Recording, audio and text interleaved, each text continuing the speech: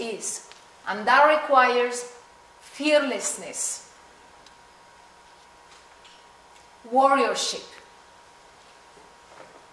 fearlessness to look inward and look outward. Peasants, because of their profound connection to the land, know some of these things profoundly well, in ways that we urban folk do not dream of knowing.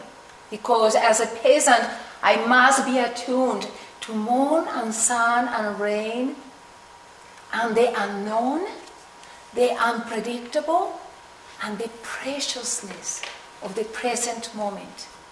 Every meal is absolutely precious.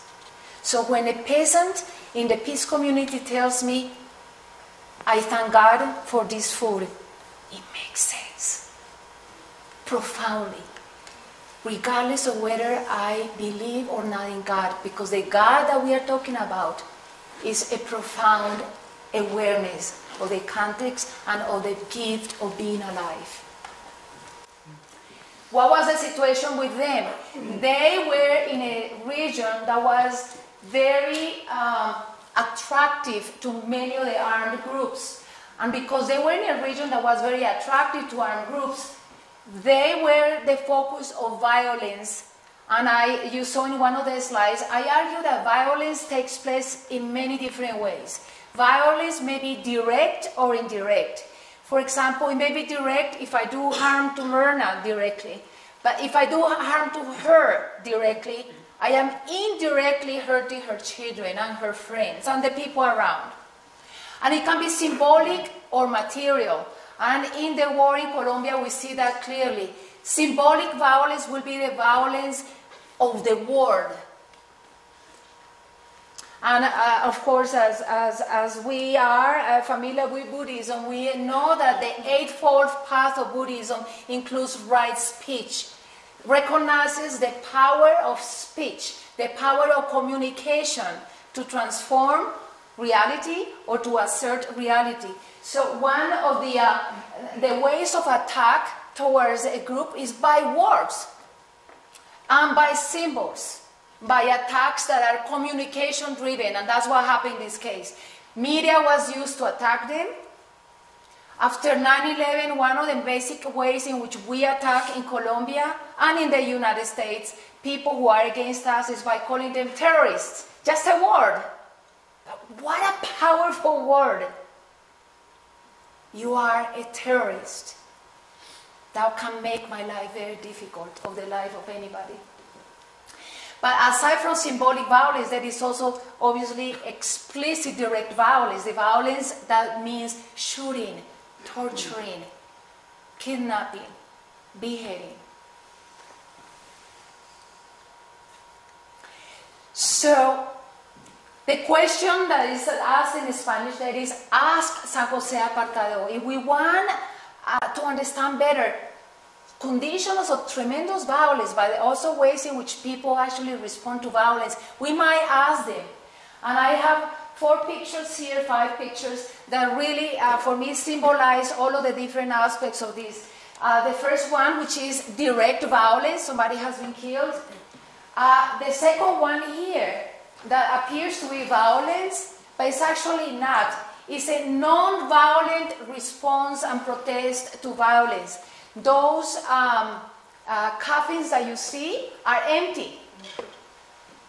They are doing a ritual of celebrating and remembering those who have died. So this is actually a community responding to attacks and doing this as a ritual. Then you see this other image, which is another practice of non-violence, and that is the community organizes and opens itself up to visitors. And for the community, visitors are absolutely fundamental. The principle of right speech and the principle of right view, which means I welcome the outsider to my place so that the outsider can participate of my view and see what is the community between my view and their view, right? And the 2 people who are there are people who are Gloria Cuartas and Javier Giraldo. Gloria Cuartas is a social activist, and Javier Giraldo is an activist as well. Javier Giraldo is a Jesuit who has been working with the community since the community started. And Gloria Cuartas was the mayor of the town near San Jose Apartado. And both of these people face death threats monthly because of the work with the community. They are framed as terrorists.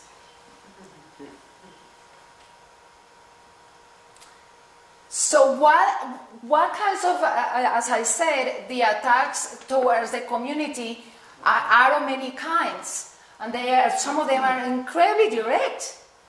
And I don't know if we understand why the attacks, right? First, the peasants moved away and ran away. Then, 12 years ago, they decided to start running away. And they created a peace community, which meant that they created a constitution. A constitution in which they declare themselves radically neutral against those who are fighting in the war. And what does that mean to be radical in this case? Among many other things, it meant that they will not carry weapons. Now, that is incredibly radical in a situation of war. That's radical neutrality. And they chose not to carry weapons. And in the peace community, which is 10 different hamlets, some of them 8 hours apart, not a single person carries a weapon, and nobody with a weapon is allowed. Which means that the police is not allowed, the army is not allowed, guerrillas are not allowed, paramilitaries are not allowed, and actually nobody with connections to them is allowed. These were the response to their declaration of to be a peace community. 560 acts of terror, 174 assassinations, and of those, 22 were perpetrated by guerrillas, and 154 by agents of the state. Now, according to what we get from most sources of information, we assume that the guerrillas in Colombia are the main perpetrators of human rights abuses. In reality, in this particular region, it's not the case. The case is that most of the perpetrators, and this was to me profoundly devastating, to actually see it, is that most perpetrators are actually army. The army. By the United States, with Plan Colombia. With Plan Colombia. And paramilitary. The army, what is your name? Lynn. Lynn, and how do you know that? You read it. I've known it for, I don't know, 10 years, 15 years, and I'm sick of it. How many of you knew about, okay, so the army in Colombia is paid by the United States, and the Colombian government is in this moment the closest ally in Latin America to the United States. So I guess Lynn may be pointing out to something that may run in our heads, and that is there a connection between us and them? Is there a connection between this, right, in that little town, and us in Boulder? And the connection is, of course, it has to do with us paying taxes. I'm not saying we should not pay taxes. That would be completely different discussion. But it is allocated to Plan Colombia, and it is allocated to fight a war. Now remember Wright's speech. Remember the power of the word. That's my field, communication. The power of the word. We call it a war on drugs. That's where the money goes. It's a war on drugs, and it's Plan Colombia. But it's interesting what we do with words, right? Because you don't fight drugs. I mean, I'm not sitting here fighting cocaine, who is shooting back at me. Cocaine actually cannot shoot at me because cocaine is an inanimate object. So, who am I shooting when I am shooting cocaine? Right? I'm sorry? Oh, in the end. Yeah, in the end. In the end, myself. But when I'm fighting the war on drugs, who is the target? It's definitely not cocaine or heroin, because